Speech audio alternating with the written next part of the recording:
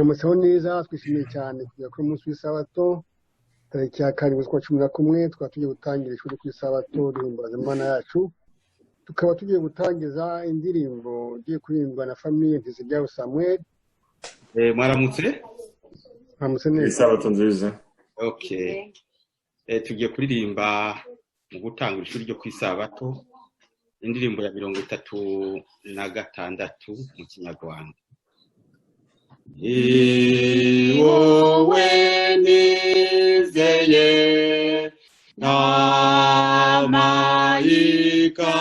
Kalvari we mukiza gusabunyumire izibicumuro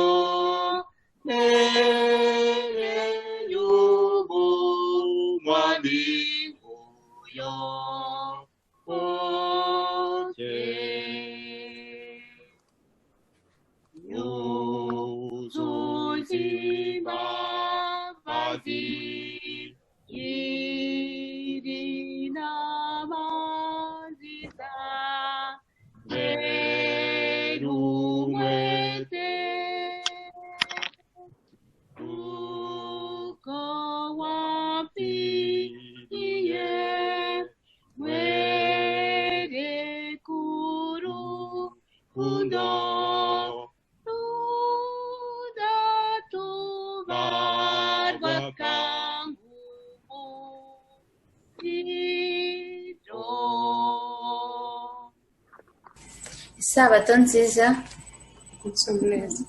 Amen. Tugiye rero gusoza gahunda y'ishuri ryo ku isabato turirimba indirimbo ya 294 mu gitabo cy'Ikinyarwanda.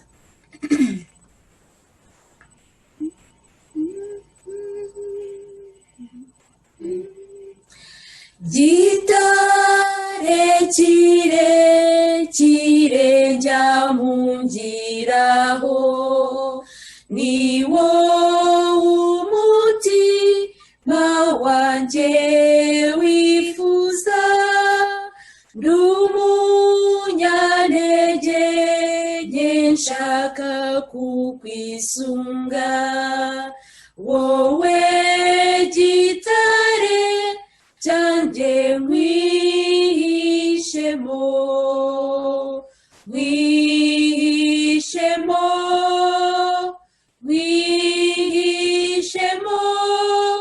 wowe gitare cyanjye nkwihishemo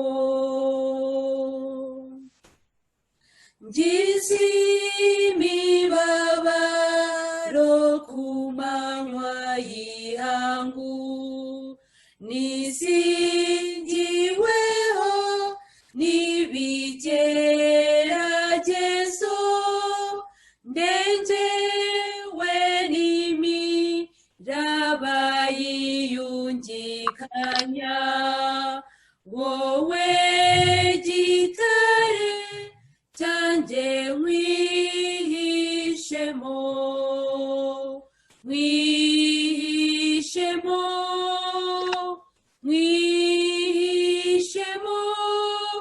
wowe gitare cyanjye nkwihishemo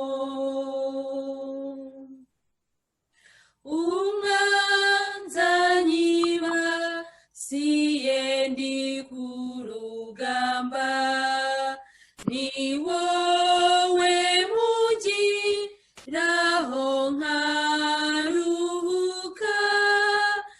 iyo nibasiwe n'ibigeragezo niwe nihisha mu gitare cyanjye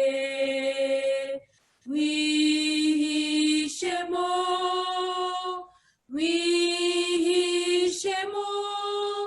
wowe gitare cyanjye wihishemo. Amen. Amen.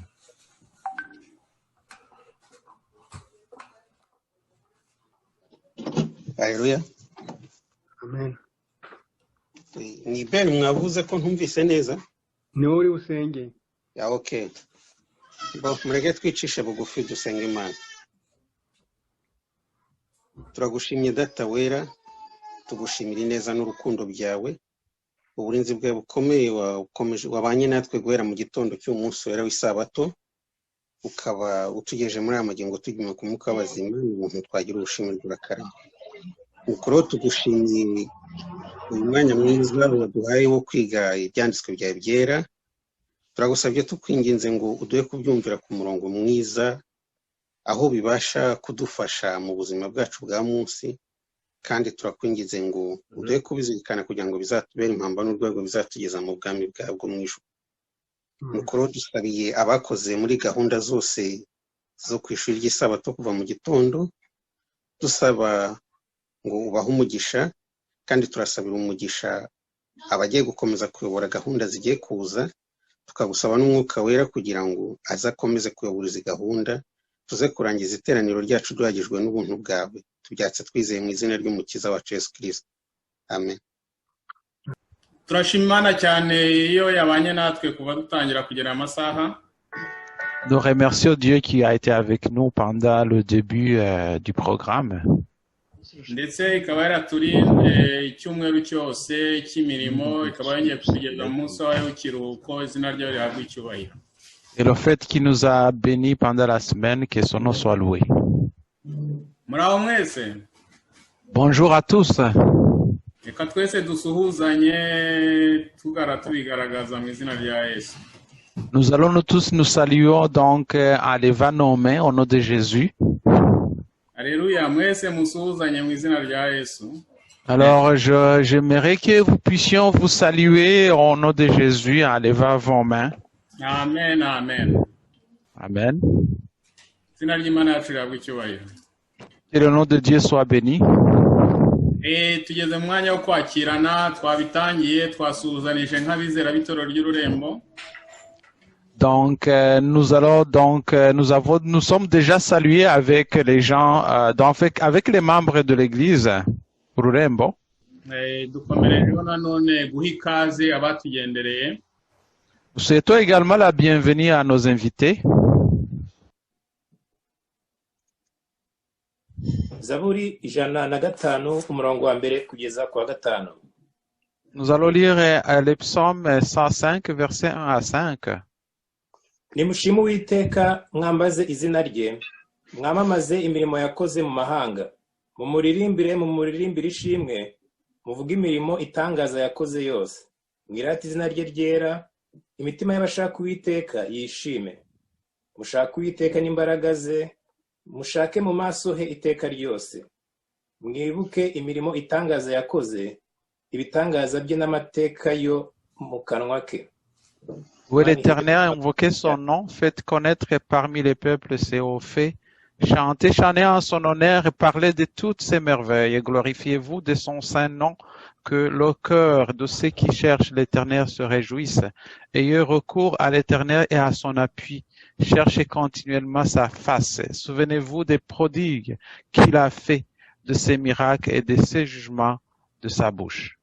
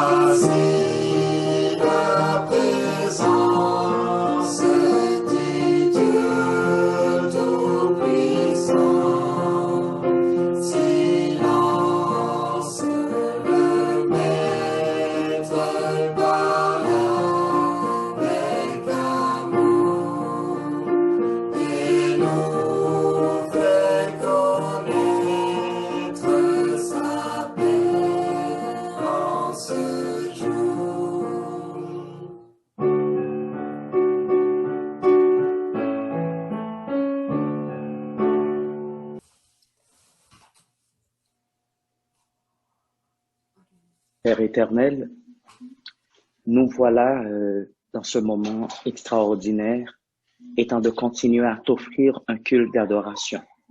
Puisse-t-il t'être agréable et que sur nous soient déversées tes plus riches bénédictions. C'est au nom de Jésus que nous t'avons prié. Amen. Amen. Amen. Sabato nziza kuri twese. Bon sabbat à tous.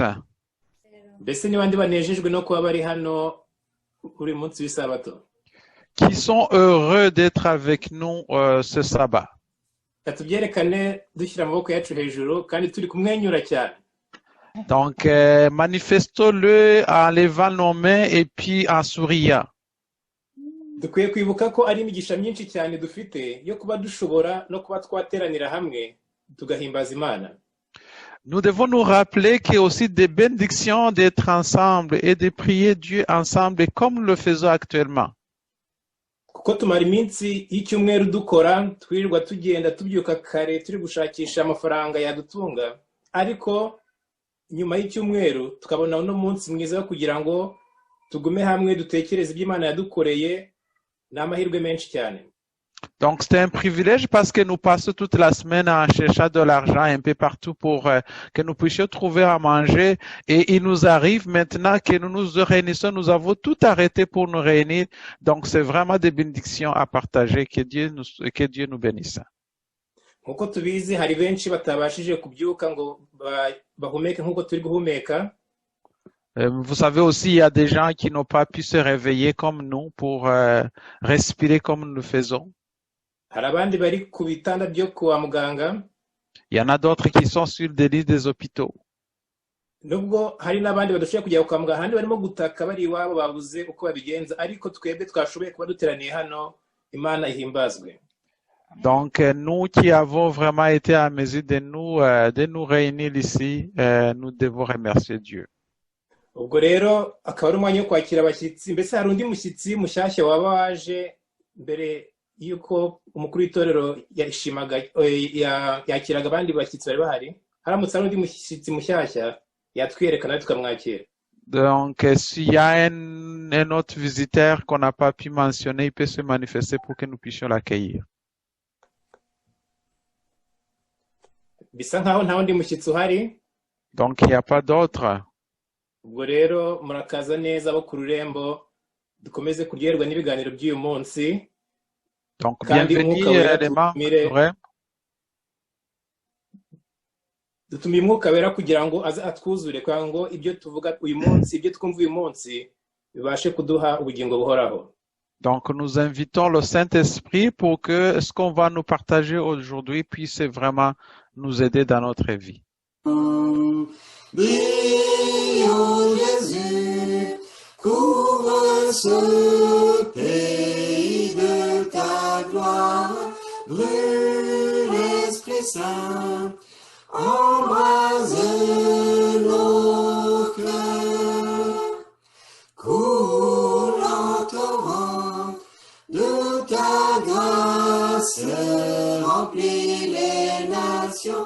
Parle, Seigneur, que la lumière soit. Seigneur, tu me conduis dans ta présence, de la nuit dans l'éclat de ta puissance. Par ton sang, je prends part à ta sainteté. Sonde-moi mes ténèbres, consume-les. Brille sur moi, brille sur moi.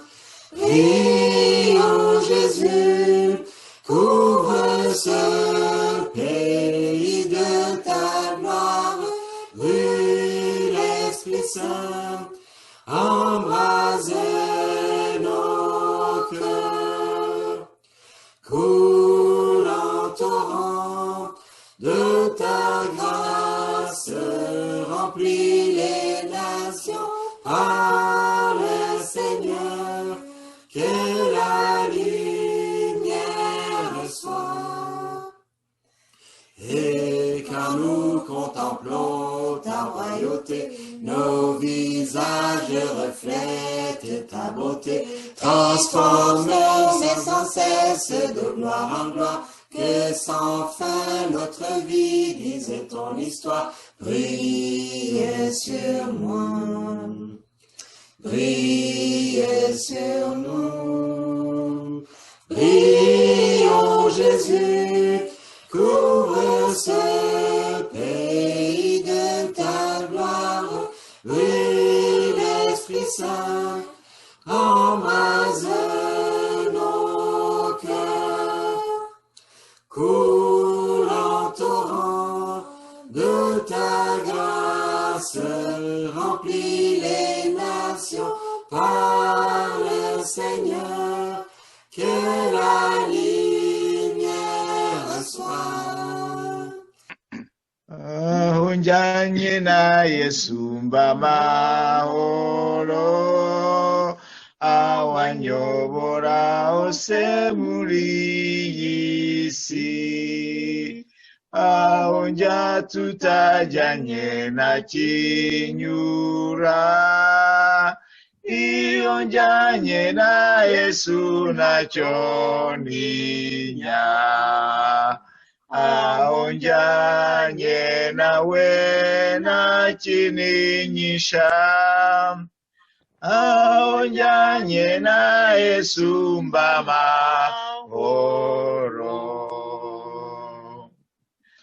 Aho njanye na Yesu sinigunga,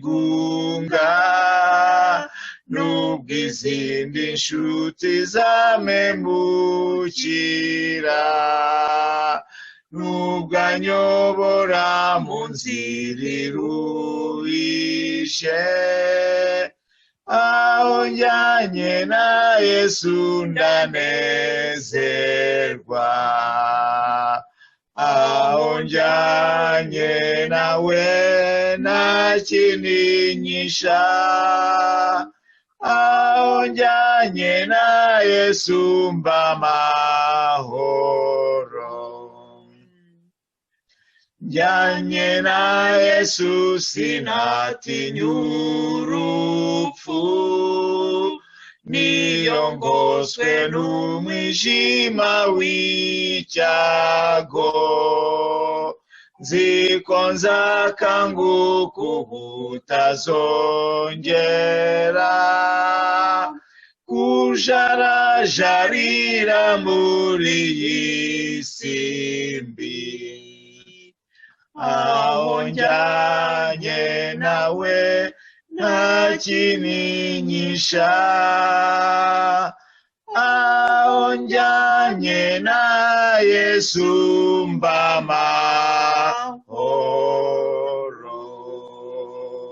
mbamahoro. Amen. Amen. Amen. Indirimbo Merci beaucoup. indirimbo ya gatatu ni indirimbo yatoranijwe n'umubwiriza, Donc le troisième chant, ikaba ari indirimbo ya 357, poursuivons notre course. donc c'est le numéro 357 qui parle de poursuivre notre course. C'est le chant qui a été choisi par le prédicateur. Muri make iyo ndirimbo iravuga ngo dukomeje urugamba turimo. Donc le chant dit que nous continuons le combat que nous menons. Nidutumbira Kristo tukamushikamaho, Si nous fixons nos regards sur Jésus et que nous restons collés sur lui, nta kabuza urugamba tuzarutsinda. nous allons pouvoir vaincre. Poursuivons notre course. Poursuivons notre course avec persévérance, et que rien ici-bas n'entrave notre ardeur. Déjà paraît le but, ô sublime espérance. Regardons à Jésus, regardons à Jésus, couronnant le vainqueur. Regardons à Jésus, couronnant le vainqueur.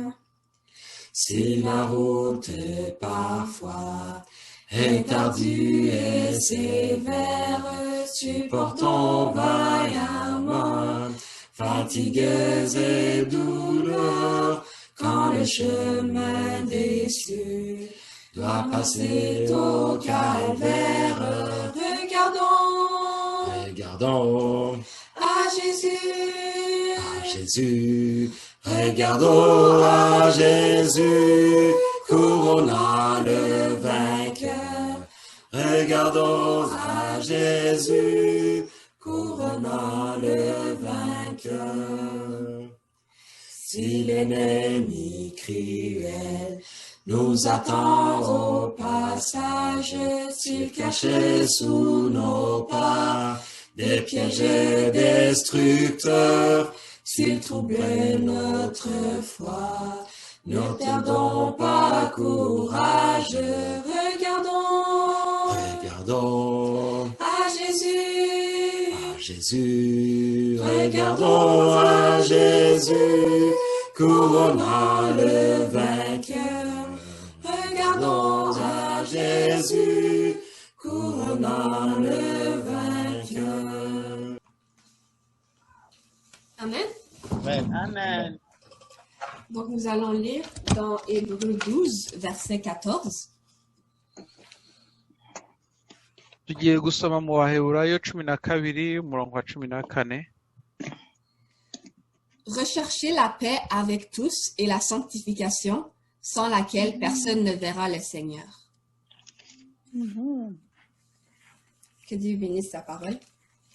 Imana ihire ijambo ryayo. Prions. Seigneur Dieu, nous venons auprès de toi pour te remercier infiniment pour tout ce que tu fais pour nous. Nous te remercions car malgré le fait que nous sommes pécheurs, tu nous regardes favorablement grâce à ton Fils unique qui est mort pour nous. Nous te remercions infiniment pour Jésus-Christ qui a donné sa vie pour la nôtre. Nous te remercions parce que tu as démontré ton amour en ce que lorsque nous étions toujours pécheurs, Christ est mort pour nous. Nous te remercions infiniment pour ce sacrifice qui nous donne la vie, ce sacrifice qui nous purifie, qui nous sanctifie. Nous te remercions infiniment parce que grâce à Jésus, nous sommes enfants de Dieu. Nous te remercions parce que malgré le fait que nous sommes dans ce monde, nous ne sommes pas du monde et nous avons une place auprès de toi. Seigneur Dieu, nous venons auprès de toi pour prier pour toute cette famille d'Ururembo. Nous te remercions infiniment pour cette opportunité d'être ensemble pour partager ta parole, pour écouter ta parole et nous exhorter, nous encourager les uns les autres. Nous te remercions infiniment, Seigneur, parce que tu dis dans ta parole que là où 2 ou 3 personnes sont réunies en ton nom, tu es au milieu d'eux. Nous te remercions infiniment parce que tu es au milieu de nous et ton Saint-Esprit est avec nous. Je prie, Seigneur Dieu, que tu puisses bénir chacune des personnes qui sont connectées ici. Je prie que tu puisses toucher les cœurs de ceux qui ont besoin de toi, de ceux qui te cherchent et qui t'invoquent dans leur vie. Je prie que tu puisses te faire connaître auprès d'eux et te révéler, que tu puisses subvenir aux besoins de tes enfants, Seigneur, comme nous savons que tu le fais toujours. Nous prions pour ceux qui ne te connaissent pas dans ce monde, pour ceux qui n'ont pas cette lumière, ceux qui sont dans la noirceur, qui marchent selon les voies de ce monde. Je prie que tu puisses te révéler à eux, que tu puisses les toucher d'une manière particulière et qu'ils puissent te connaître et que tu puisses nous utiliser pour être des vaisseaux de ton amour. Je prie, Seigneur Dieu, pour tous les habitants de cette terre durant cette pandémie, durant cette crise. Nous te remercions parce que nous savons que même si le monde est agité, tu nous donnes ta paix et tu nous donnes ton amour pour nous aider à passer à travers ces moments. Je prie que tu puisses continuer à nous toucher, continuer à offrir ta main protectrice. Et nous te remercions infiniment parce que tu es grand et parce que tu es bon. Et nous te remercions infiniment parce que nous t'avons comme Père. C'est dans le nom précieux de Jésus-Christ que j'ai prié. Amen. Amen. Amen. Dushimiye groupe de l'Ouest kuri ziriya ndirimbo bamaze kuturirimbira. Imana ikomeze guha imigisha impano zanyu. Merci le groupe de l'Ouest pour le chant, que Dieu soit béni. Tukaba tugeze muri wa mwanya mwiza w'amaturo. C'est le moment pour donner nos offrandes. Reka dutumire mu diakoni wacu uyu munsi ari Pierrot Minani kugira ngo atuyobore muri iki gikorwa cyiza cyo gukiranukira Imana. Nous allons donc inviter notre diacre Pierrot Minani qui va nous aider dans ce service des offrandes et des dîmes.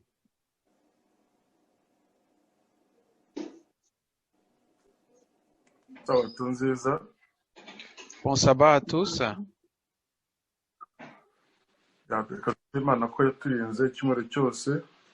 Remercions Dieu qui nous a protégés pendant la semaine.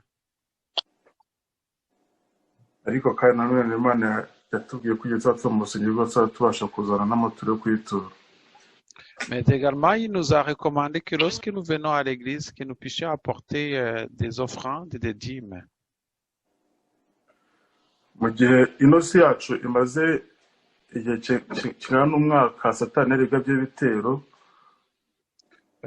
Ça fait déjà une année que Satan vraiment a déversé, donc a combat ce monde-là. Donc,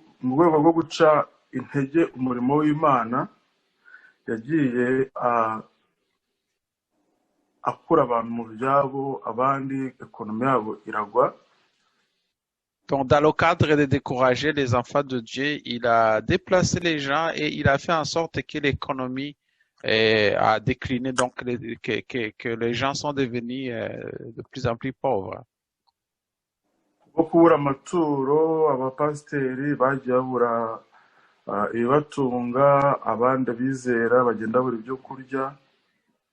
Il y a eu des pasteurs qui n'ont pas pu trouver donc les moyens de survivre. Il y a eu aussi des membres des églises qui n'ont pas eu à manger.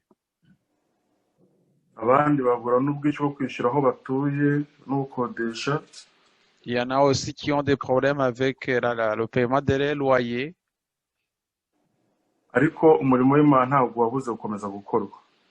Mais cela n'a pas empêché l'œuvre de Dieu de continuer à fonctionner.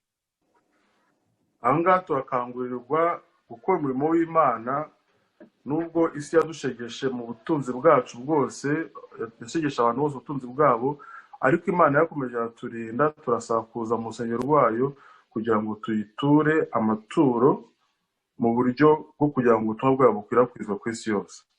Donc, on nous recommande de donner nos offrandes. Bien que nous avons été impactés par ces problèmes, on nous demande de donner nos offrandes et dîmes pour que justement nous puissions faire avancer l'œuvre de Dieu qui se fait à travers le monde. Nous allons prier. Imana yacu twongeye kuza imbere yawe muri kino gihe gikomeye turagusaba imbabazi mbere na mbere turashaka guhinduka nk'uko ushaka urebe intekerezo zacu imigambi yacu uduhe guhinduka nk'uko bikwiriye abahindutse reka amagambo yawe meza wagiye utubwira abasha gutuma duhinduka muri bimwe ariko tugifite urugendo rwo kugira ngo tubashe kwezwa kugeza ku rugero ku bakristo ndakunyura data utwongera umwete wo gukunda ijambo ryawe no kuriha agaciro no kuribwiriza abandi batarizi hirya no hino bakeneye kumenya utwongera umwete ndakwinginze kandi utwongere ubwenge bwo kubasha gusobanukirwa n'ibihe turimo maze amafaranga ava mu mifuka yacu ari ubukungu wagiye uduha tubashe kumenya ubwenge bwo kugira ngo tubashe kuyakoresha tumenye icyo tuyatangiye kandi ntibizabe imfabusa reka buri muntu wese hano uri ku uno murongo umwigishe data uburyo akwiye gutanga icya 10 uburyo akwiye gutanga amaturo aho akwiye kuyajyana ni ukuri wese umwereka inzozi y'amafaranga akwiye kujya kugira amafaranga amaturo atangwa akora umurimo wawe uheruka turagushimiye byose kandi tubisenge twiseye turabisaba Imana Data mu izina rya Yesu amen.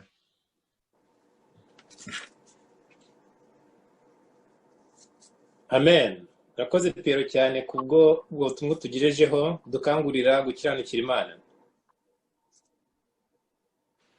Amen.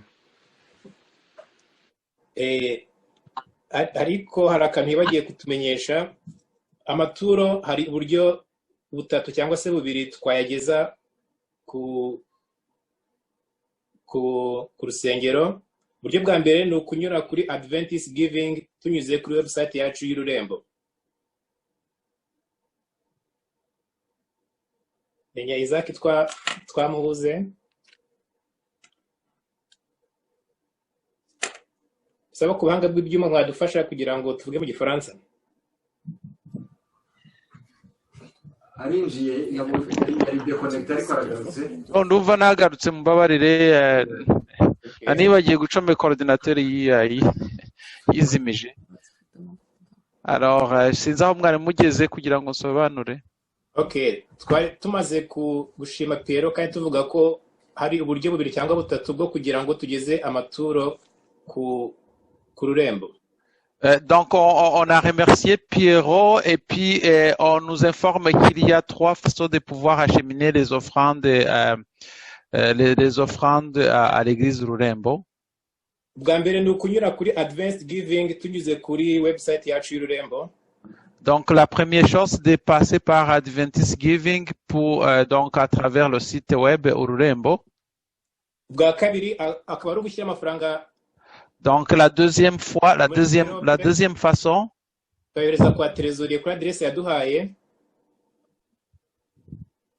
c'est d'envoyer par poste chez le trésorier à l'adresse qu'il nous a indiquée.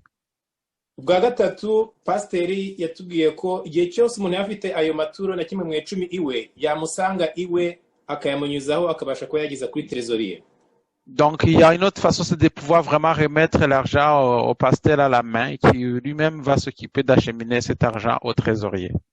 Ok, murakoze cyane. Merci beaucoup.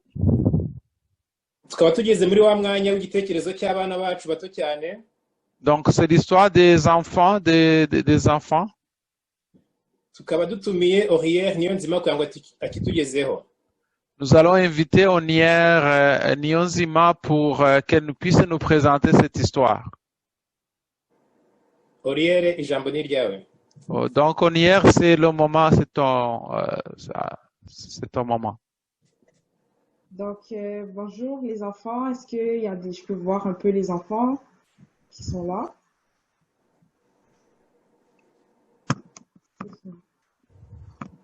Ok, donc aujourd'hui, je vais vous raconter une histoire qui se passe dans le désert. Est-ce que quelqu'un peut me dire qu'est-ce qu'il y a dans le désert?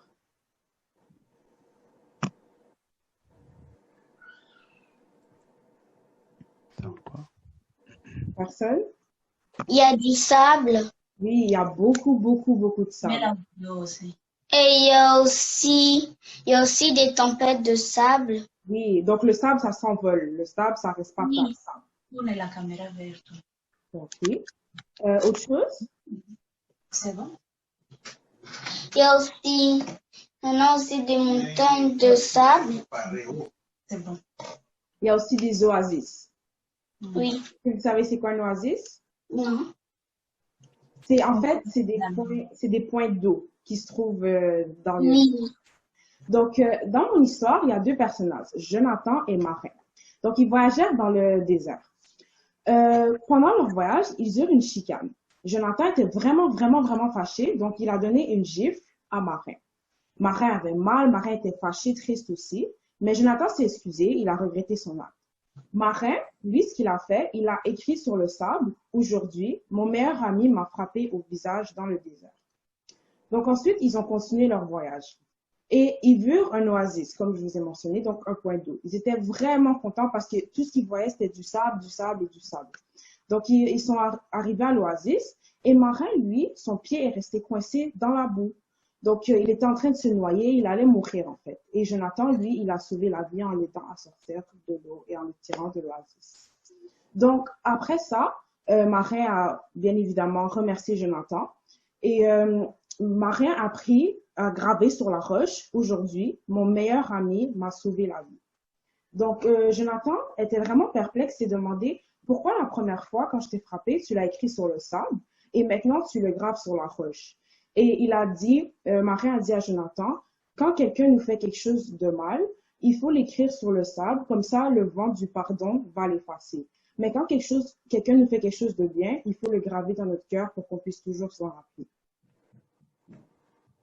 Donc, c'est ça mon histoire. Est-ce que quelqu'un aurait une morale?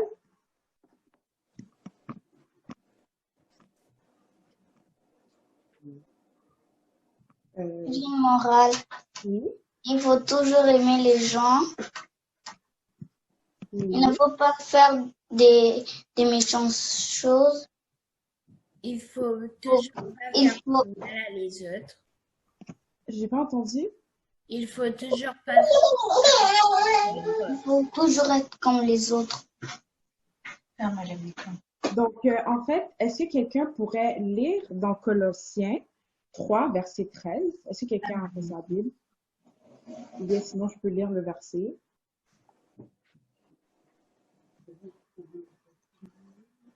Donc, je vais le lire.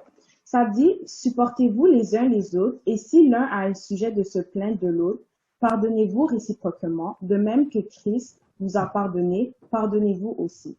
Donc, en fait, pardonner, c'est la morale de cette histoire que je peux sortir, c'est que pardonner, c'est vraiment important, car de un, c'est l'instruction de Dieu, c'est écrit dans la Bible. Dieu nous dit de se pardonner les autres réciproquement. Aussi, comme nous, on voudrait se faire pardonner par les autres quand on fait des mauvaises choses, on récolte ce que l'on sème. Donc, nous aussi, il faut pardonner les autres quand ils nous font des mauvaises choses. Et comme ce verset nous dit, ça nous rend semblables à Jésus quand on pardonne, et c'est notre objectif. Donc, toujours se rapprocher de l'image de Jésus. Donc, c'est pour ça qu'il faut se pardonner, comme aussi Dieu nous pardonne. Donc, est-ce que quelqu'un voudrait prier?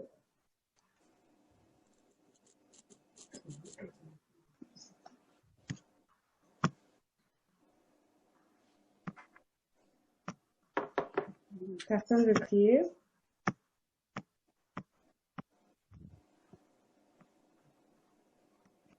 Donc, je vais prier. Prions. Merci Seigneur de nous permettre de nous réunir en ce moment-ci. Merci Papa de toujours nous pardonner de nos péchés lorsque nous péchons. Que tu puisses aussi mettre ce réflexe en nous aussi, que tu puisses nous faciliter à pardonner les autres pour qu'on puisse se rapprocher de Jésus Seigneur. Au nom de Jésus-Christ, j'ai prié. Amen. Amen. Onier urakoze cyane kubw'icyo gitekerezo tugejejeho. Merci Onier pour cette histoire. Mbese dushobora gusaba abo ku buhanga bw'ibyuma bakajya badushyiraho ya ndirimbo twajyaga turirimbira abana mbere y'uko kino kiganiro gitangira. C'est possible aux techniciens de chaque fois nous ajouter le chant qu'on chantait avant de présenter l'histoire aux enfants. Imana ikunda utunyoni. Imana ikunda utunyoni. Donc Dieu aime les oiseaux. C'est Dieu tombe l'oiseau. Mbere y'uko umupasiteri wacu aza kutugezaho icyo Imana yamutumyeho, reka twongere dutumire groupe de l'Ouest kugira ngo turirimbire indirimbo yatoranyijwe. Donc, avant que notre prédicateur ne commence, on va demander à le groupe de l'Ouest de présenter un chant spécial. Donc, bon sabbat à tous. Bon sabbat. Le chant qu'on va chanter, ça s'appelle Man of Sorrow, et en français, ça veut dire homme de douleur. Et dans le fond, la chanson parle de comment Jésus-Christ est venu. Il a souffert pour nous, il a porté le fardeau de notre péché et il a ultimement perdu sa vie pour nous donner notre rédemption. Et donc, tout honneur et toute gloire lui revient à lui seul. Amen.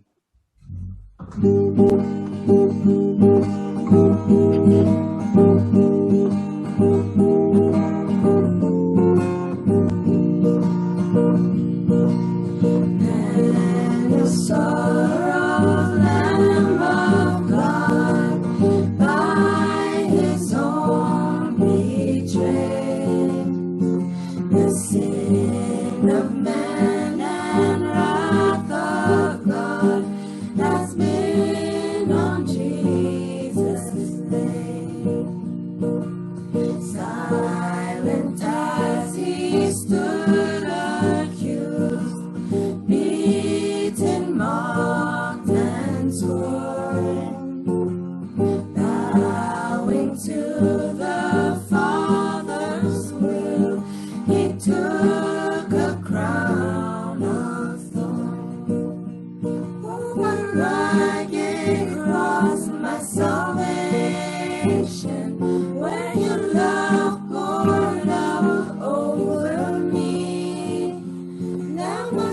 soul cries out, hallelujah, praise and honor unto thee. Son of heaven, God's own Son, to purchase and redeem and reconcile the very ones who nailed him to thy feet.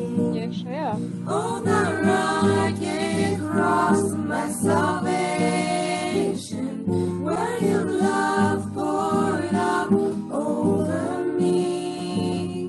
Now my soul cries out, hallelujah, praise and honor unto thee. Now my debt is paid, it is paid in full by the precious blood that my Jesus spilled. Now the curse of sin has no hold on me. Whom the Son sets free, oh, is free indeed. Now my debt is paid, it is paid in full by the precious blood that my Jesus spilled. Now the curse of sin has no hold on me. Whom the Son sets free, oh, is free indeed. Rugged cross, my salvation, where your love poured out over me. Now my soul cries out, hallelujah, praise and honor unto thee. See, the stone is rolled away. Behold the empty tomb. Hallelujah, God be praised. He's risen from the grave. Oh, the rugged cross, my salvation, where your love poured out over me. Now my soul cries out, hallelujah, praise and honor unto thee. Praise and honor unto thee.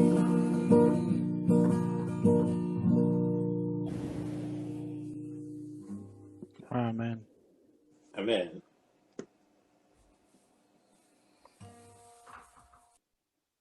Uyu ni umwanya wa Yves Eric kugira ngo tugezeho ijambo Imana yamutumyeho. Donc, c'est le moment d'Iveric, qui est le prédicateur du jour, pour qu'il nous présente la prédication. Que la paix et la grâce du Seigneur soient avec vous tous. Imana ibane namwe mwese. Ce matin, l'expérience que je suis en train de faire, c'est avec Uri Rambo, je vois, c'est comme la traduction se fait de façon simultanée. J'ai vraiment l'envie d'avoir le don des langues. Je vous avoue. Ubwo rero igihe mbona yuko tugenda dusobanura byanjemo rwose nkavuga ni nkeneye ndumva nshaka kugira impano z'indimi. Et ce désir que j'ai, je sais que c'est quelque chose que Dieu accorde à ses enfants. Je ne vais pas dire que c'est quelque chose que Dieu peut accorder. Je dis de préférence que c'est quelque chose que Dieu accorde à ses enfants. Nzi neza kandi ntashidikanya ko ari ikintu Imana ishobora guha umuntu kandi iha abantu. Parce que quand nous lisons dans 1 Corinthiens 14, au premier verset, iyo dusomye rero mu Bakorinto bwa mbere igice cya 14, nous lisons Dieu qui nous invite à aspirer à tous les dons, mais surtout au don de prophétie. Donc, le don des langues, nous pouvons aspirer à ce don aussi, et Dieu nous invite à le faire. ubwo rero mu mpano Imana itugenera harimo n'indimi, ubwo rero iyo mpano nayo dushobora kuyisaba Imana ikayiduha. Mais ce matin, je ne vais pas vous parler ni des dons, ni plus précisément du don des langues. uyu munsi rero ntabwo nshaka kuganira namwe ibyerekeranye n'impano, cyane cyane ibyerekeye n'impano z'ururimi. Je voudrais de préférence parler de ce qui est le plus important sur la terre et de ce qui sera le plus important dans la vie de chaque être humain ayant vécu depuis tous les temps. Nshaka kubabwira ikintu gikomeye cyane ko gishobora kuba mu buzima bw'umuntu, ndetse gishobora no kuba mu buzima cyangwa cyabaye mu buzima bw'umuntu kuva igihe cyose. La vie éternelle. Ubuzima buhoraho. Voilà de quoi je vais vous parler. La vie uyu munsi éternelle. nibyo nza kubabwira, ni ubuzima buhoraho. Mes chers amis, s'il y a quelqu'un qui vous dit « J'ai le secret de devenir millionnaire », nshuti bakundwa, hari umuntu babwiye ati mfite ibanga ryo kuba umunyabutunzi, umukire cyane urenze. la première question à poser à cette personne, c'est « Toi, es-tu millionnaire ?» Pouvez encore?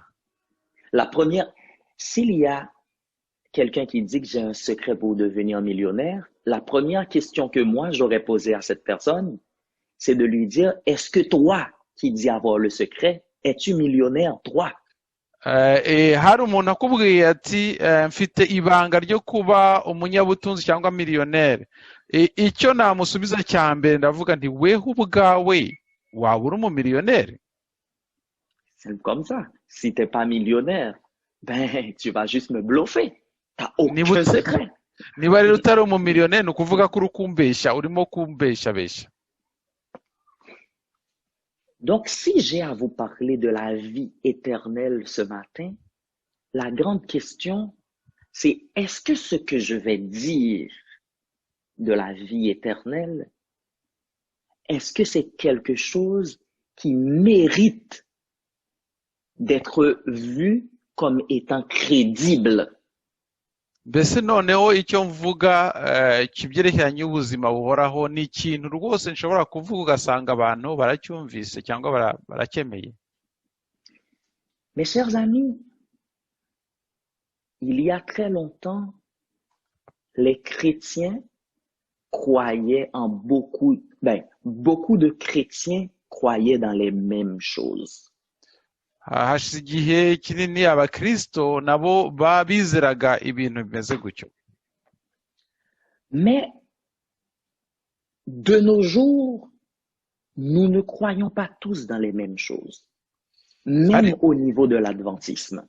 Ariko muri ibi bihe ntabwo twese twizera ibintu bimwe cyangwa ntitwizera kimwe, no mu badventiste usanga tutizera kimwe. Malheureusement, c'est comme ça. Birababaje ariko niko bimeze. Mais ce matin, alors que nous allons parler de la vie éternelle, un autre élément important pour bien situer notre sujet, nubwo tuza kuvuga rero ubuzima buhoraho, hari akandi kantu ndaza kuvuga. Nous allons aussi parler de quelque chose sur lequel nous tous, chrétiens, devons être d'accord. Ni ikintu rero nza kuvuga, ni ikintu twese hamwe nk'abakristo twumvikanaho cyangwa tuza kumvikanaho. Et c'est d'ailleurs le titre que nous avons attribué au message d'aujourd'hui. Soyons tous d'accord, au moins sur une chose. Ndetse niyo nsanganyamatsiko y'uyu munsi ivuga ngo nibura twemeranye twumvikane ku kintu kimwe, icyo kintu cyose tucyumvikaneho. Faisons une courte prière. Reka dusenge. Père éternel, alors que nous nous apprêtons à proclamer ta parole, nous ne voudrions pas parler ni de notre propre chef, ni selon ce que nous voudrions que les gens entendent. Nous voudrions vraiment parler de toi et pour toi. Permets que ta parole puisse me transformer, moi, le cœur en premier, et chacun de tes enfants à Uru-Rambo. Tel est le vœu de mon cœur en ce moment, au nom de Jésus. Amen. Amen. Soyons au moins d'accord sur une chose. Reka twemeranye rero ku kintu runaka cyangwa twumvikane ku kintu runaka. Je ne vais pas lire beaucoup de textes avec vous ce matin pour ne pas vous mélanger. Ntabwo nza gusoma amasomo menshi kugira ngo ntabavangavangira uyu munsi. On va juste en lire 2. Turaza gusoma amasomo abiri gusa. Le premier texte, nous l'avons déjà lu. C'est Hébreux 12, le verset 14. Isomo rya mbere twarisomye riri mu Baheburayo 12 umurongo verset 14. 14. Umurongo wa 14. Ce texte dit ceci. Recherchez la paix avec tous et la sanctification sans laquelle nul ou bien personne ne verra le Seigneur. Mugire umwete wo kubana n'abantu bose amahoro n'uwo kwezwa. Donc, puisque nous avons à parler de la vie éternelle, la plus grande et la plus belle destination à laquelle nous sommes tendus, aho tugana cyangwa se aho tujya tugenda tureba, Dieu pose 2 conditions pour que nous ayons la vie éternelle. Imana iradusaba ibintu bibiri byangombwa kugira ngo tubone cyangwa tugire ubuzima buhoraho. Et là, mes chers amis, le message que je suis en train d'adresser ce message principalement à ceux qui ont déjà dit oui, j'accepte de te suivre, Jésus.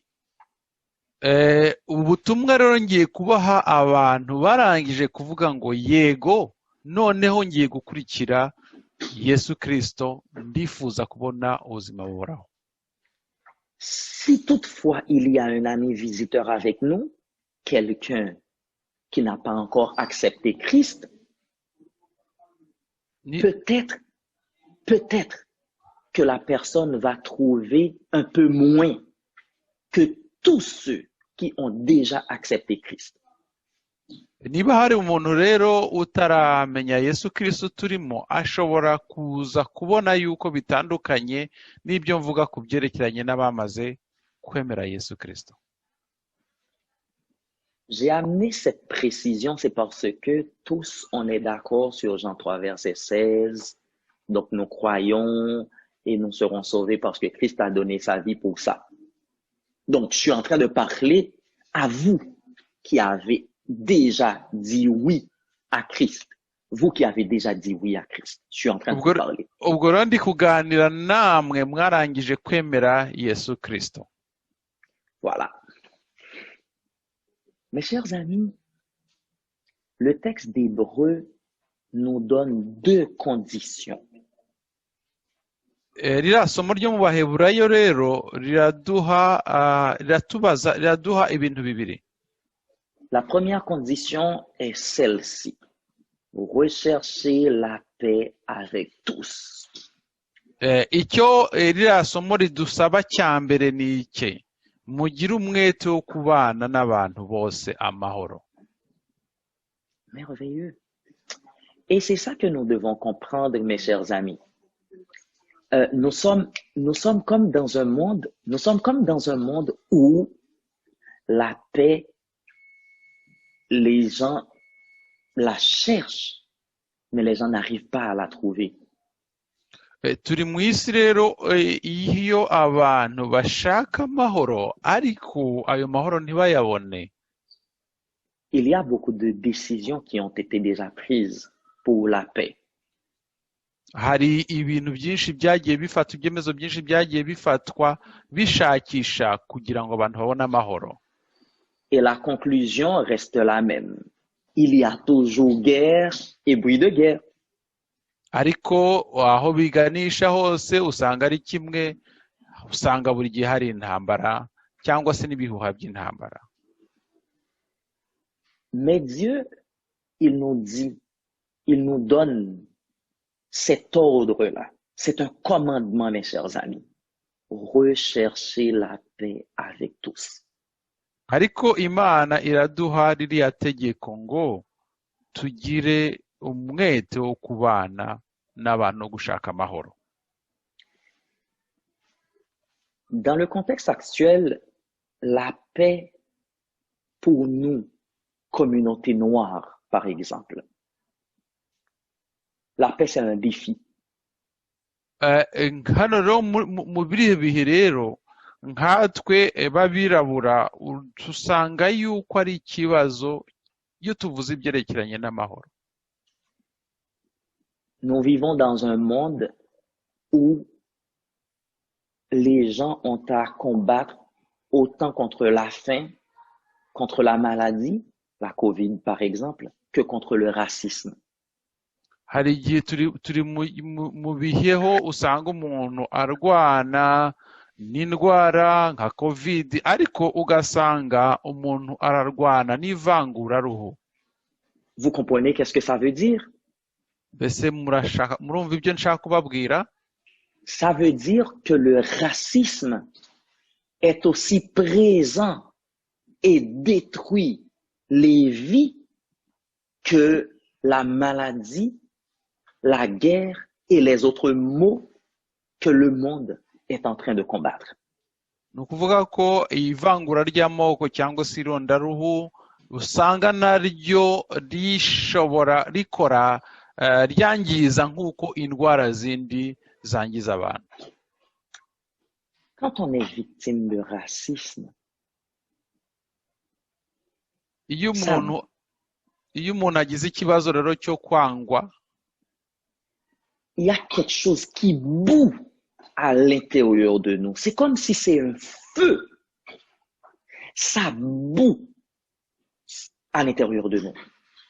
Iyo rero umuntu agiriwe irondoraho cyangwa irondorakoko hari akantu kajya mu mutima ugasanga kari kagenda gashigisha mu mutima we. Et nous entendons la voix de Dieu dans nos têtes, dans nos cœurs, qui dit recherchez la paix avec tous.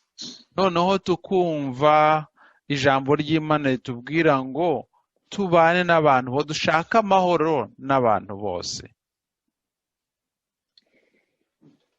Je vais vous laisser méditer sur cet ordre-là. Ndabareka noneho mutekereze kuri iri tegeko. Je ne veux pas argumenter beaucoup autour de ce commandement, rechercher la paix avec tous. Ntabwo rwose nza kuvuga byinshi kuri iri tegeko ryo kugira ngo twese tubane n'abantu bose amahoro. Mais je veux vous faire remarquer deux choses autour de ce commandement qui nous est donné.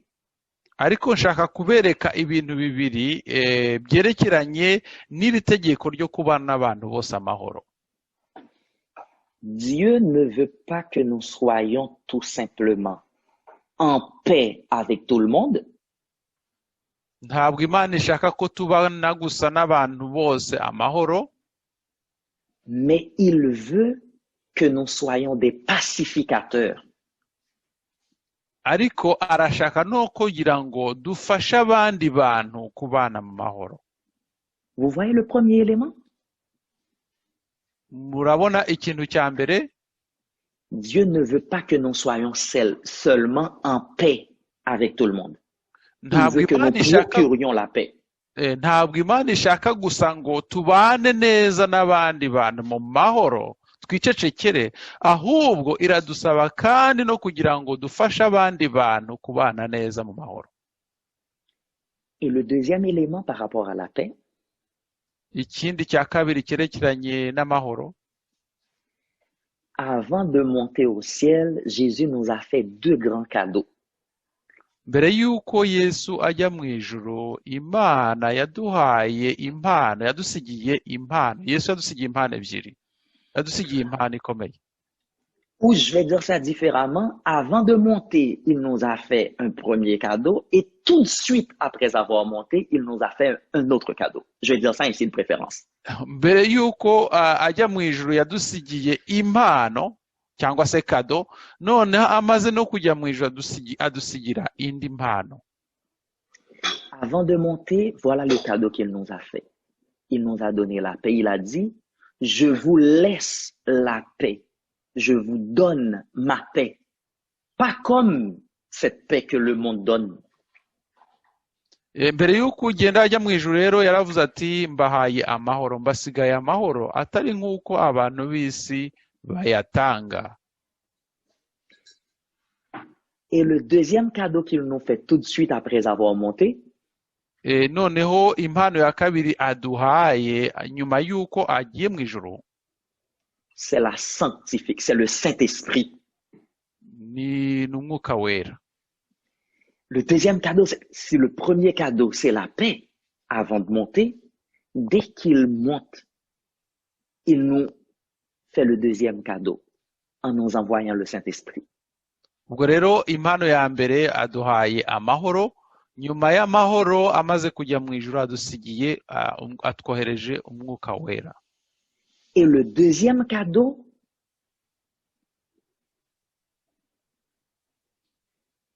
va nous aider à comprendre la deuxième exigence que Dieu nous a faite pour que nous puissions hériter de son trône de gloire. ubwo rero impano ya kabiri aduhaye iraba mu kintu cy'Imana idusabye, iradufasha kugira ngo tumenye ikintu cy'Imana idusabye kugira ngo dushobore kubona ubugingo buhoraho. Hébreux 12, verset 14. Rechercher la paix, c'est la première étape. La deuxième étape, c'est rechercher la sanctification.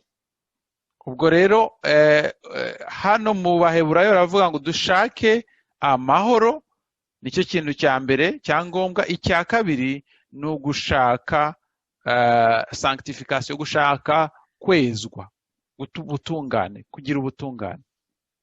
Avant d'aller dans la deuxième partie, je vais faire un résumé pour que nous soyons bien alignés sur la réflexion que nous sommes en train de faire. ubwo rero mbere y'uko njyaho ka kabiri nshaka kugira ngo mbahinire neza, mbasubiremo ibyo navuze nihuse kugira ngo dushobore kubyumvikanaho neza mbere yuko nkomeza. Nous avons dit que ce qui est le plus important que nous pouvons avoir de toute notre existence, c'est la vie éternelle. ikintu cya mbere tugomba kubona cyangwa tugomba kugira ni ukugira ubugingo, kubona ubugingo buhoraho.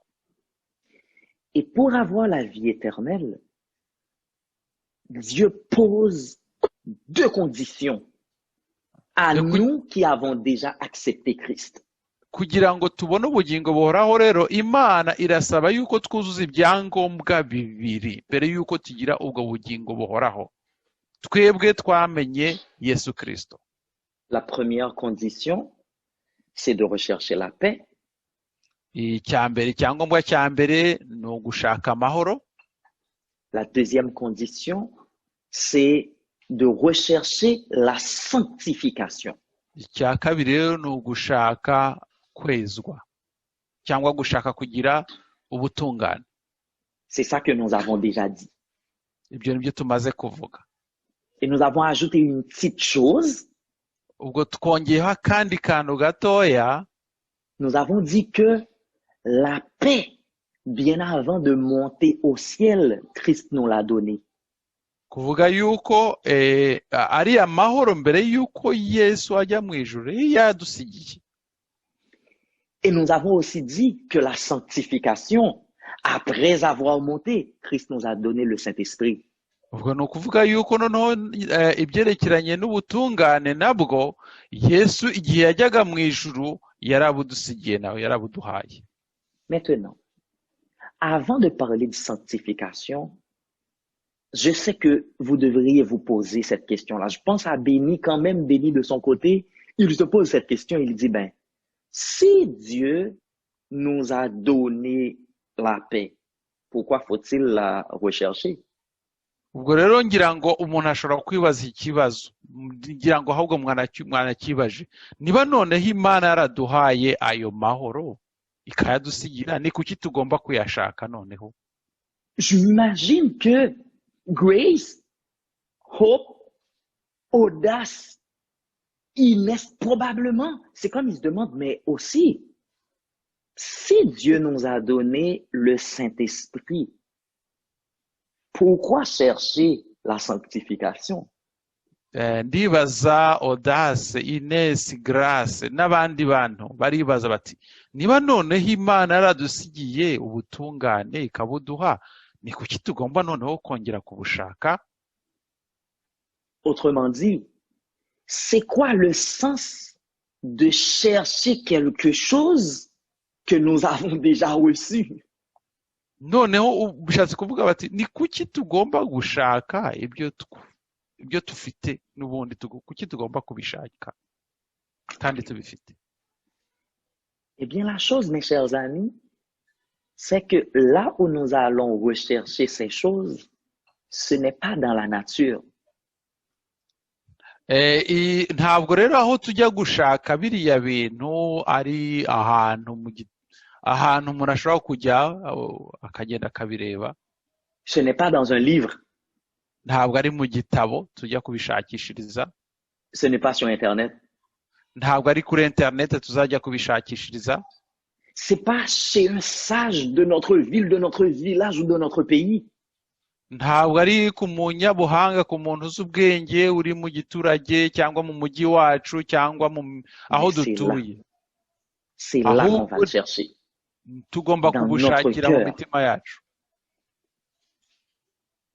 Voilà là où nous allons chercher ces éléments-là.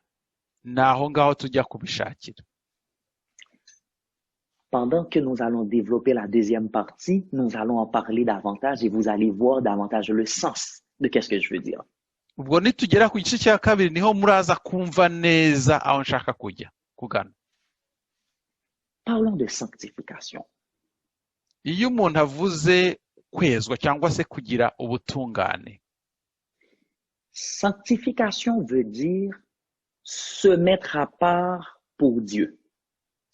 Ubutungane bushatse kuvuga no kugira ngo wishyire ahantu runaka noho wiyegurire Imana cyangwa se uw'Imana. Paul a donné une explication au lieu d'une définition à la sanctification alors que la question lui a été posée. Paulo yatanze ubusobanuro mbere yuko bamubaza icyo kibazo. Voilà comment Paul a expliqué la sanctification. Reka turebe uko Paulo yasobanuye biriya bintu byerekeranye n'ubutungane. Il a dit soit que vous mangiez. Yaravuze ati igihe murya, igihe mufata ibyo kurya, soit que vous buviez. Iyo muri kunywa, quoi que vous fassiez. Icyo mwaba mukora cyose, faites tout pour la gloire de Dieu. Mujye mugikora muhimbaza Uwiteka. La sanctification. Ubwo rero nuko ubwo butungane. Que toute votre vie soit dédiée à Dieu. Voilà qu'est-ce que ça signifie la sanctification. Ubuzima bwanyu bwose bwagombye guharirirwa Imana, nicyo ngicyo bivuga ubutungane. Et là maintenant, je vais lire avec vous le deuxième texte. Je vous avais promis que j'allais juste lire avec vous deux textes. On est rendu au deuxième. nabasezeraniye ko tuza gusoma amasomo abiri ngeze ku isomo rya kabiri rero. Le deuxième texte se trouve dans 2 Pierre 1er, les versets 3 à 11. Turarisanga mu rwa mbere rwa Petero. 2 Pierre, chapitre 1er, les versets 3 à 11. Igice cya mbere kuva ku murongo wa 3 kugeza ku wa 11. 1 Pierre.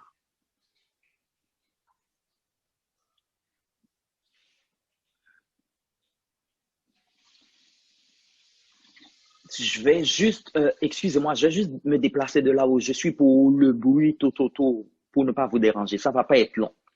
Je vais prendre juste quelques petites secondes pendant que vous êtes en train de regarder ce beau texte. 2 Pierre 1er, les versets 3 à 11. Ni rwa kabiri rwa Petero. Rwa kabiri rwa Petero.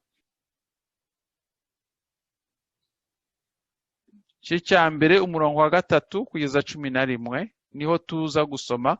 Mu gihe Iverike ari gushakisha ahantu hajya hatari urusaku, ubwo araza kongera kutuganiriza mu kanya.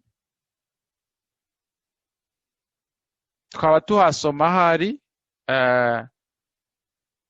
urwa kabiri rwa Petero igice cya mbere umurongo wa 3 biravuga ngo kuko imbaraga z'Umana bwayo zatugabiye ibintu byose bizana ubugingo no kubaha Imana, tubuheshejwe no kumenya neza uwaduhamagarishije ubwiza bwe n'ingeso ze nziza.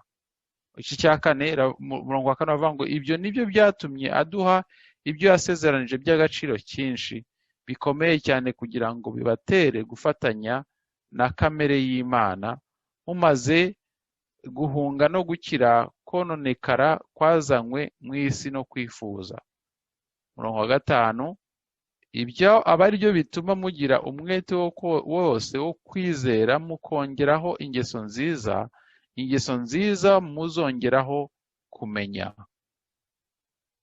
Sinzi niba Iverike yaje, sino twakomeza.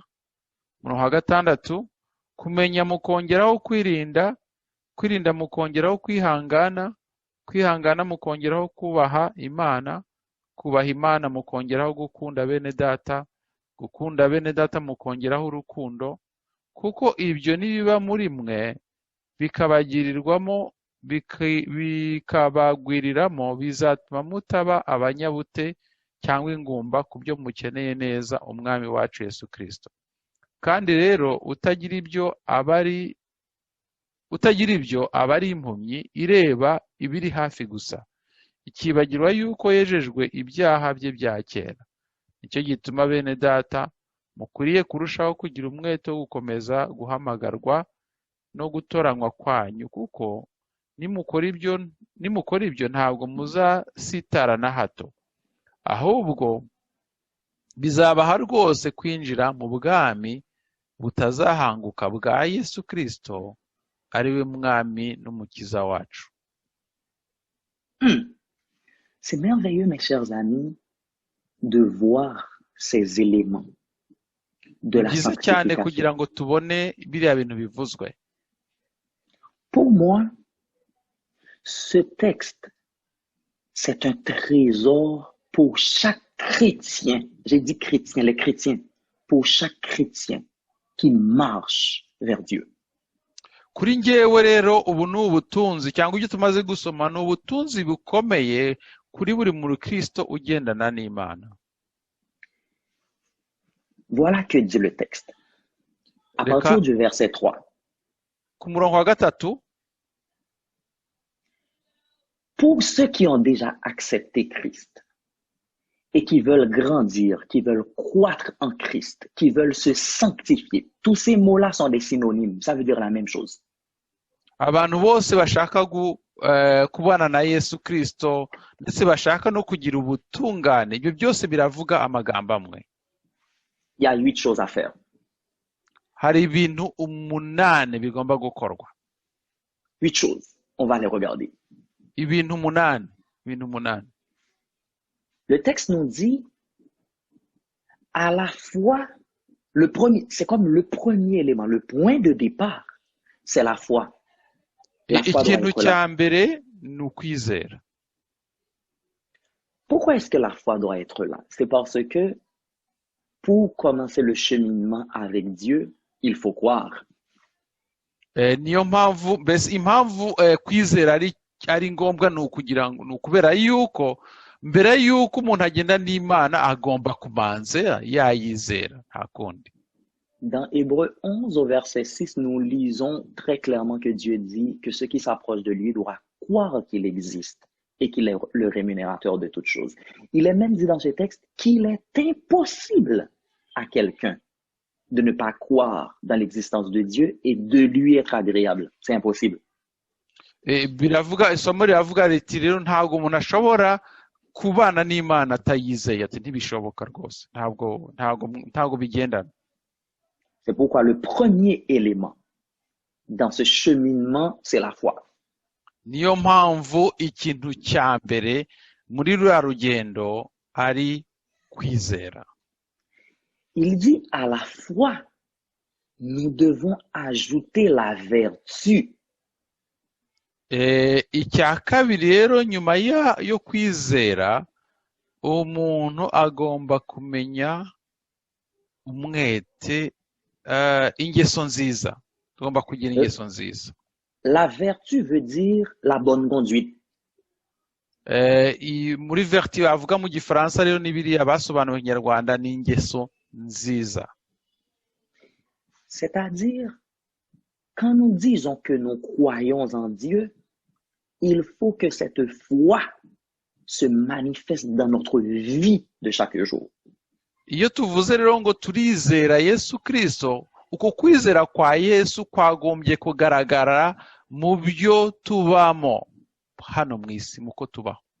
C'est pourquoi le premier élément c'est la foi, mais le deuxième c'est la bonne conduite. Icya mbere rero ni ukwizera, ariko icya kabiri ni ukugira ingeso nziza. Le troisième élément c'est la science. Icya gatatu rero ni ubumenyi. Ça veut dire, quand il est question de la science, ça signifie beaucoup de connaissances en Dieu.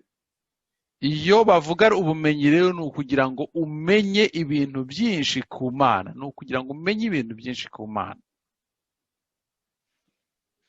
Le premier élément c'est la foi, le deuxième élément c'est la bonne conduite, le troisième élément c'est beaucoup de connaissances en Dieu.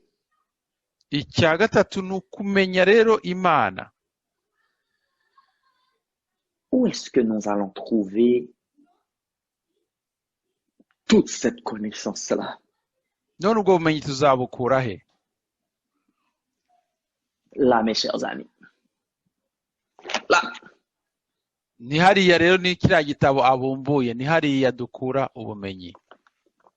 Mes chers amis, si Jésus, tout le long de sa vie, ne manquait aucune occasion à dire « il est écrit », niba Yesu Kristo buri gihe mu buzima bwe nta na rimwe atavugaga ati handitswe ngo, ça montrait que lui, il utilisait ça pour avoir toute la connaissance qu'il avait. nawe akaba yarakoreshaga iyi Bibiliya kugira ngo ashobore gusubiza ibyo bibazo. Mais qui sommes vous et moi pour agir différemment? Twebwe turi iki kugira ngo dukore ibitandukanye na Yesu Kristo? Plus de connaissances. Tugomba kugira ubumenyi rero bwinshi. Voilà le troisième élément. Icyo kintu cya gatatu. Le quatrième élément, icya kane, il dit il faut ajouter à la science la tempérance. Hanyuma nyuma yaho yo kumenya tugomba kwirinda, kongeraho kwirinda. La tempérance, des synonymes, humilité. Il nous faut être humble. Tugomba kwicisha bugufi. Et c'est vraiment important qu'on ajoute ce quatrième élément, parce que quand nous avons beaucoup de connaissances, même si c'est beaucoup de connaissances en Dieu, nous pouvons nous imaginer meilleurs que les autres. ikintu gikomeye cyane kuko iyo dufite ubumenyi bwinshi niyo bwaba ari ubumenyi bw'Imana hari igihe dushaka kwishyira hejuru tukumva ko hari ikintu turusha abandi. C'est pourquoi Dieu nous invite en nous sanctifiant à avoir plus de connaissances en lui, mais qu'il nous faut ajouter à cette connaissance-là l'humilité, la tempérance. Ubwo rero nyuma y'ubumenyi rero Imana iradusaba kugira kwirinda kurimo no kwicisha bugufi. La tempérance. Kwicisha bugufi cyangwa se kwirinda. L'humilité. Kwicisha bugufi. Et il nous dit à l'humilité maintenant, quand nous avons la foi, la bonne conduite, beaucoup de connaissances et l'humilité, il nous invite à ajouter un cinquième élément qu'on appelle la patience. Nyuma y'ibyo rero kumenya kwirinda kwicisha bugufi byose nyuma yaho yo kwirinda tugomba kongeraho kwihangana. La patience, mes chers amis, c'est juste pour dire qu'il ne faut pas être humble pour un moment. Ni ukuvuga yuko kwihangana ntabwo ari kwa kundi umuntu agomba kugira kwicisha bugufi mu by'igihe gito nyuma agakora ibindi. Mais qu'il faut être humble en tout temps. Ko umuntu agomba kugira kwicisha bugufi buri gihe cyose. Et c'est ça que nous voyons dans la classe des jeunes ce matin. Je pense encore à cette belle question de Denis. Nibyo twabonye mu ishuri ryo kwisabato ry'abasore uyu munsi ndibuka ikibazo cyo Beni yabajije. Est-ce qu'il y a une limite à... Ben, c'est pas ça la question qu'il avait posée, mais je mets le contexte. Je le mets dans le cadre de ma question. Est-ce qu'il y a une limite à l'humilité? Ubwo rero ikibazo cyabajijwe kiravuga bati mbese hari aho kwihangana kugarukira. Le vrai synonyme de la patience, c'est la persévérance. Ikintu gisobanura n'ubundi kwihangana n'ukwihangana, persévérance se mu Kinyarwanda ubwo navuga ngo iki? J'ai de la misère à avoir ce synonyme en Kinyarwanda. N'ukwihangana cyane rwose. Guhozaho urakoze cyane. N'uguhozaho, n'ukwihangana ugahozaho. Merci. Merveilleux. Donc, mes chers amis, la patience qu'il faut ajouter, il faut persévérer dans les choses que nous avons dites avant. Et on va voir, même dans les choses d'après, les trois éléments qui restent, il faut continuer à persévérer là-dedans. C'est pourquoi la patience est au milieu. Tugomba kwihangana noneho tukanagerageza guhozaho kugira ngo tudateshuka. Le sixième élément, mes chers amis, c'est la piété. Ikintu cya gatandatu rero ni ukubaha Imana. Pourquoi est-ce que la piété vient en sixième position? Ni kuki kiriya kije ku mwanya wa gatandatu? La piété signifie l'attachement à Dieu. Iriya piété mu gifaransa isobanura kubaha Imana. Quand je dis que quelqu'un est pieux, iyo mvuze ko umuntu yubaha Imana, ça signifie que cette personne-là, c'est un ami de Dieu. Ni ukuvuga ko uwo muntu aba rwose ari inshuti y'Imana. La piété vient là, c'est juste pour dire, nous ne saurions persévérer tout le long. Ben, nous ne saurions persévérer. Ni ukuvuga yuko twarihanganye rwose turihangana pe. Si nous ne sommes pas attachés à Dieu. Ntabwo byagomba gushoboka tutabumbatanye n'Imana. c'est-à-dire notre foi, les bonnes conduites, beaucoup de connaissances,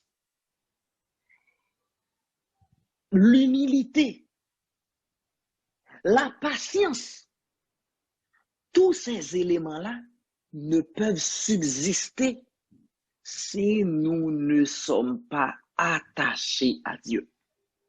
ni ukuvuga ko rero kugira kwizera, kugira umwete, kugira ingeso nziza, kugira ubumenyi, kwirinda, kwihangana, ntabwo dushobora kubigeraho tutubashye Imana. L'attachement à Dieu, la piété. Tutombatanye n'Imana, tutari kumwe n'Imana, ntitwabigeraho tutari kumwe nayo. Et puisque la piété, c'est l'attachement à Dieu, c'est l'amitié avec Dieu, kubera yuko rero piété ari ukugira ngo tube turi kumwe n'Imana, kuba dufite umubano hagati yacu n'Imana, le 7e élément vient tout de suite. icya karindwi rero kijeho, icya karindwi kijeho nyuma yaho, l'amour fraternel. ni ugukunda bene data. Pourquoi est-ce que l'amour fraternel vient là? None ni kuki rero gukunda bene wacu cyangwa bene data kije ku mwanya wa karindwi? C'est parce que dans 1 Jean, ni ukubera ko mu rwa mbere rwa Yohana, Dieu dit, si quelqu'un dit qu'il m'aime, en parlant de Dieu, si quelqu'un dit qu'il aime Dieu et qu'il n'aime pas son frère qu'il voit, alors que Dieu il ne le voit pas, cette personne-là, c'est un menteur. ni ukubera yuko uvuga ngo, Bibiliya avuga ngo niba umuntu avuga ngo arankunda ariko akaba adakunda mugenzi wawe, uwo muntu aba ari umubeshyi. Donc, si ton frère que tu vois chaque jour, tu ne l'aimes pas, t'es un bluffeur si tu dis que tu aimes Dieu que tu ne vois pas. Niba rero hari umuntu udakunda ukavuga ko ngukunda Imana, uba uri kubeshya rwose. Ntabwo ushobora gukunda Imana udakunda mugenzi wawe. Et pour finir, le 8e élément vient s'accrocher au 7e. C'est 2 éléments qui auraient pu être considérés comme 1, mais on va l'ajouter et on va dire pourquoi. Ngiye kongera ingingo ya 8 rero imeze nk'iya karindwi, ariko ndayigereza kuyishyira iruhande kugira ngo ibe iya 8. Il dit, et à l'amour fraternel, on va ajouter la charité. Tugomba kongera mu gukunda bene wacu cyangwa bene data, tukongeraho urukundo. La charité, mes chers amis, signifie l'amour en action. Urukundo hano bavuga rero ni urukundo rujyanye n'ibikorwa. C'est-à-dire, je ne vais pas dire à mon frère, tout dernièrement, j'expliquais quelque chose à mon fils. Je vais prendre l'exemple pour vous parler. Ben, je vais dire l'exemple rapidement, frère Isaac. Après, tu feras la traduction. Tout dernièrement, j'expliquais à mon fils, je lui parlais de l'amour qu'on doit avoir pour son prochain. Et puis, parce que à son école, quand on a très bien agi, on reçoit une carte. Une carte, et puis qu'on cumule 5-6 cartes, et puis à la fin de la semaine, on donne un cadeau à la personne qui a cumulé le plus de cartes. Et puis lui, il me dit, ah papa, ce qui arrive, moi, je suis toujours bon garçon, mais c'est les professeurs qui doivent me voir pour qu'ils me donnent une carte, alors que quand je pose de bonnes actions, les professeurs ne voient jamais. Du coup, j'ai jamais de carte. Alors, il me dit, est-ce que ça sert à quelque chose que je continue encore à être bon garçon parce que j'ai jamais de récompense pour? Et c'est à ce moment que je lui ai expliqué que j'ai dit, mon fils, laisse-moi te dire quelque chose. Il ne faut pas être bon garçon pour avoir des cadeaux. Sois bon garçon, c'est parce que tu es destiné à être bon garçon. Et à la fin, si tu devrais faire du bien pour être vu tout simplement, ça n'aurait aucun sens. Et je lui ai donné un exemple.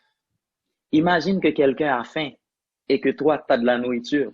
et tu dis à la personne, ben, j'ai de la nourriture, je pourrais te donner, mais il n'y a personne qui regarde. Donc, quel sens ça aurait? Donc, à l'amour fraternel, il faut ajouter la charité.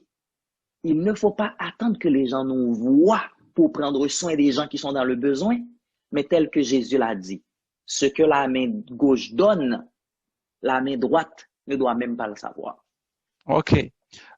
Ndabihinahina aravuga ibyerekeye n'umuhungu we ujya ubona ku ishuri aho ngo batanga amakarita iyo umwana yakoze ibintu byiza noneho aya makarita bakazayerekana yamara kugira umubare munini nyuma y'icyumweru aya makarita noneho abagize amakarita menshi ugasanga nyine na abana bakoze neza umuhungu we yamubazaga ati mbese kuki njyewe amakarita ntayabona mbona amakarita make nayo mbonye bisaba yuko njya kureba mwarimu kugira ngo mwereke ko nakoze neza noneho we asobanura umuhungu we yuko umuhungu we atagomba gukora ikintu kugira ngo anezeze mwarimu cyangwa se kugira ngo abantu bamushimire yuko yakoze ibyo byiza avuga ati agomba kuba umuntu mwiza uko byaba bimeze kose aganisha avuga ati mbese abantu duha ibintu ntabwo twaho kubaho kugira ngo abandi badushimira ahubwo tugomba kubikora kuko ibyo bintu aba ari ibintu byiza.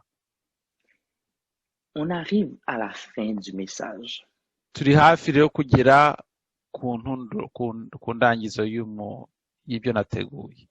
L'apôtre Pierre a amené 3 éléments pour conclure ce texte. Intumwa Pawulo rero hari ibintu bitatu yavuze kugira ngo arangize ibyo yari kuvuga hano. L'apôtre Pierre nous a dit, si ces 8 éléments sont en nous, yaravuze ati biriya bintu 8 rero umuntu amaze kubigira. Il y a 3 choses qui vont arriver. Hari ibintu bitatu bizaba kuwo muntu. La première chose, il dit, si ces éléments sont en nous, nous ne serons ni stériles, ni oisifs pour le travail du maître. Aravuga ati ibyo bintu nitubibona nitubigira ntabwo tuzaba ingumba cyangwa ntabwo mbese tuzabura gukora ibintu byiza tubikorera Imana. Deuxième élément, si ces choses, ces 8 éléments sont en nous, nos anciens péchés seront mis en oubli. Ibyo bintu nituba tubifite rero ibyaha byacu bya kera bizibagirana. Et le troisième élément, c'est le plus beau. Icya gatatu rero nicyo cyiza cyane. Il dit, c'est quand ces éléments seront en nous que la porte du ciel nous sera pleinement ouverte. Ati ibyo bintu niba biri muri twe niho umuryango w'ijuru uzadukingurirwa. Je ne veux pas tout simplement vous dire ça en vous regardant dans les yeux, je veux que vous le lisiez avec moi. Ntabwo nshaka gusa kubibabwira mu maso ndifuza yuko tubisomera hamwe. Quand nous allons au dernier verset du texte. Tugeze ku murongo wa nyuma wa kiriya gice cya kabiri cya Petero, igice cya mbere cya Petero. Au verset 11. De Pierre premier, on est au verset 11. Il dit, c'est pourquoi, frères, appliquez-vous d'autant plus à affermir votre vocation et votre élection, car en faisant cela, vous ne broncherez point. Et le verset 11 dit, c'est ainsi en effet que l'entrée dans le royaume éternel de notre Seigneur et Sauveur Jésus-Christ vous sera pleinement accordée. Nicyo gituma bene data mukwiriye kurushaho kugira umwete wo gukomeza guhamagarwa no gutoranywa kwanyu kuko nimukora ibyo ntabwo muzasitara na hato ahubwo umurongo wa 11 ahubwo bizabaha rwose kwinjira mu bwami butazahanguka bwa Yesu Kristo ari we mwami n'umukiza wacu. Recherchez la paix avec tous et la sanctification sans laquelle personne ne verra le Seigneur. Dushaka amahoro ku bantu bose ndetse n'ubugingo no gutungane n'ubugingo buhoraho, ibyo bintu utabibona ntabwo tuzinjira mu bwami bw'ijoro. Nous devons non seulement ressentir la paix en nous, mais partager cette paix avec les gens autour de nous. Tugomba rero kugira amahoro mu mitima yacu, ariko ayo mahoro tukayasangiza n'abo tubana. Et le Saint-Esprit que nous avons reçu, nous devons nous laisser travailler par ce Saint-Esprit, par le Saint-Esprit, afin que les 8 éléments que nous avons vus dans le texte soient 8 éléments étant la charpente de notre vie étant chrétien. Tugomba gushaka umwuka wera kugira ngo biriya twavuze 8 bibe inkingi zigize ubuzima bwacu. Et quand nous aurons expérimenté ces choses, la paix et la sanctification, nitumara rero kugira amahoro ndetse n'ubutungane, à ce moment, le plus grand cadeau que nous désirons nous sera accordé. Icyo gihe rero ibyo dushaka cyangwa impano dukeneye rero tuzayibona. La vie éternelle. Ubugingo buhoraho. Mes chers amis, je pense chaque jour à la vie éternelle. Inshuti zanjye buri gihe ntekereza ubugingo buhoraho. Je pense à ce jour où Jésus aura à parler avec des Haïtiens comme moi.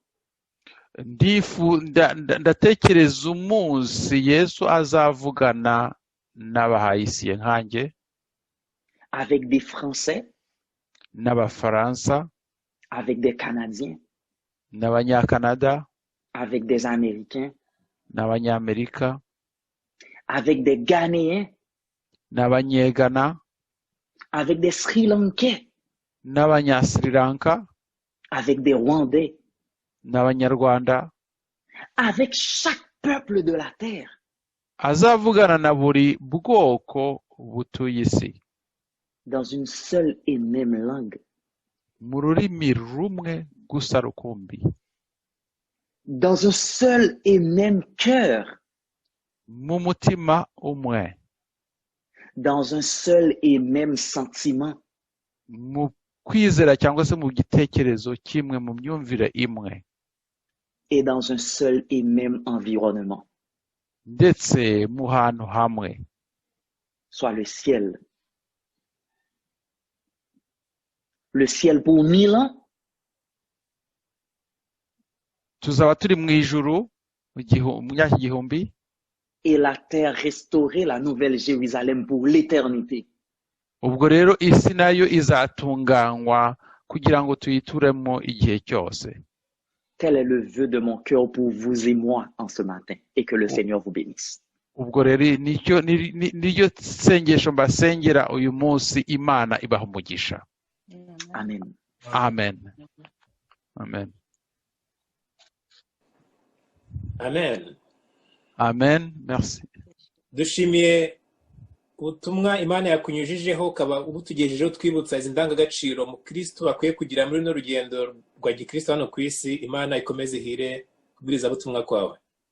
Merci beaucoup pour la prédication, ce que tu viens de nous rappeler, vraiment des conditions pour pouvoir avoir la sanctification. Que Dieu te bénisse. Mbese abanyuzwe n'ikibwirizwa mushyira amaboko hejuru kugira ngo abibone. Est-ce qu'il y en a qui sont satisfaits de cette prédication? Veuillez le manifester par les mains levées. Murakoze cyane. Mu kurangiza rero tugiye kuririmba indirimbo ya 83 mu Kinyarwanda. Turagezwaho na groupe de l'Ouest. Nous allons chanter le chant 83 Kinyarwanda par le groupe de l'Ouest. Mwese musingize umwami muti, izina ryawe ryubahwe, mwamugire ishimwe byose, izina ryawe ryubahwe, mwubaha izina, mwubaha izina, mwubaha izina ry'umwami, mwubaha izina, mwubaha izina, mwubaha izina ry'umwami. Yesu zina ritumara ubwoba, mwubaha izina ry'umwami.